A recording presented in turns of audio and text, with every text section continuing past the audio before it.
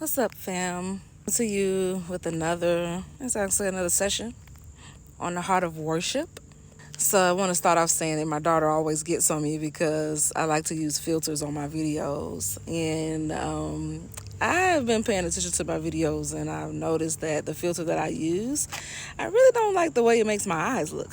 So I just decided to just cut it out. So yeah, I'm no longer going to use the filter. I'm just going to allow it to do what it do.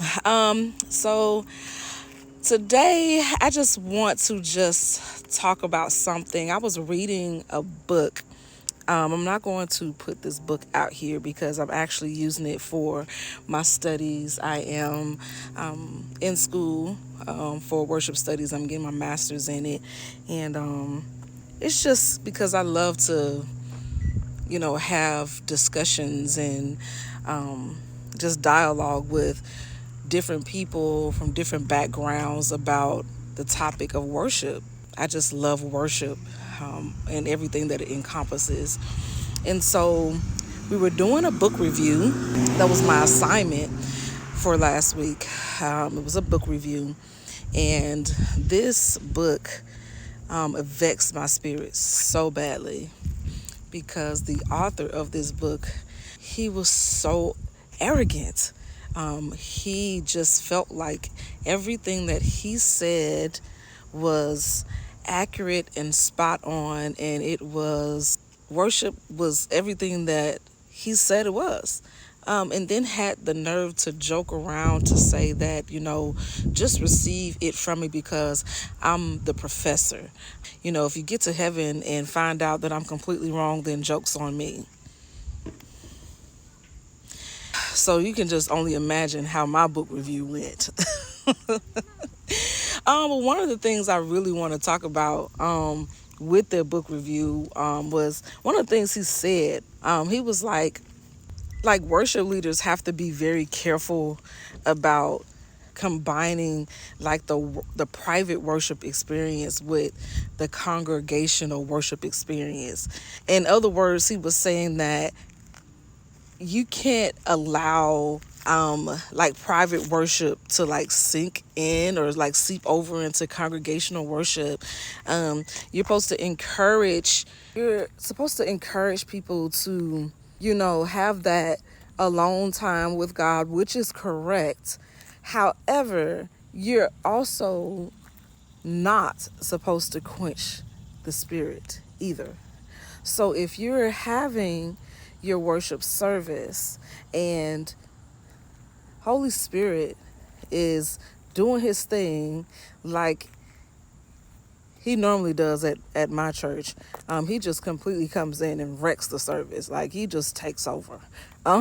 You allow Holy Spirit to have his way. You can never like disrupt deliverance. You can never disrupt somebody's breakthrough because you're so caught up in church liturgy or the order of a service. The other point I want to make is this author stated that, we have to be careful about the music and all of this stuff. Let me tell you something.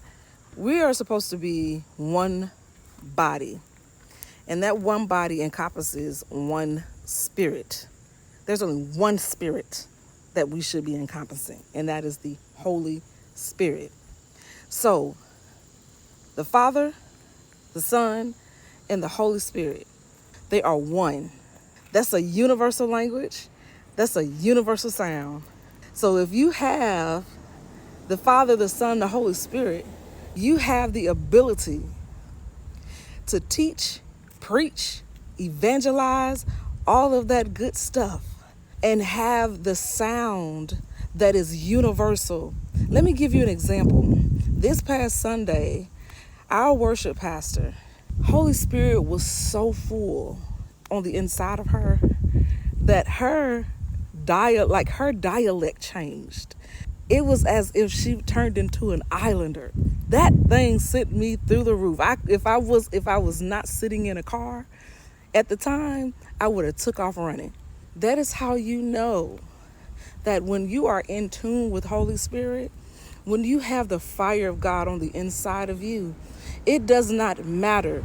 That's why someone can write a song and have a melody to put to it, and it can reach internationally, and it can touch people of all colors, all creeds, all backgrounds, cultures. It doesn't matter, because the Holy Spirit, the Father, the Son, they're one, they're universal. It's one sound. It doesn't matter. It doesn't matter.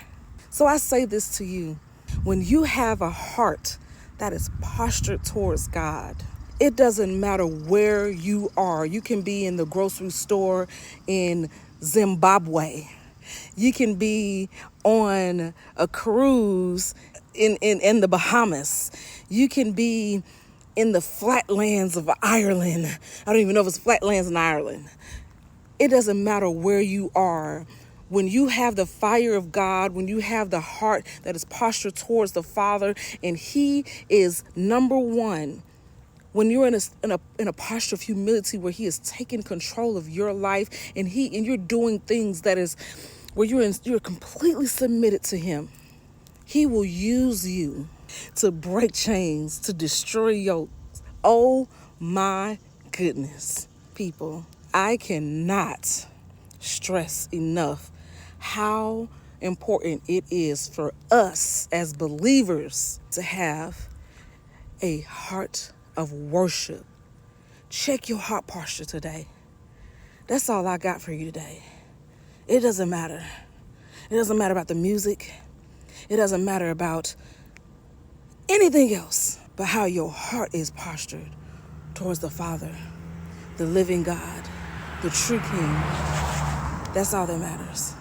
I love you, and I'm out. Peace.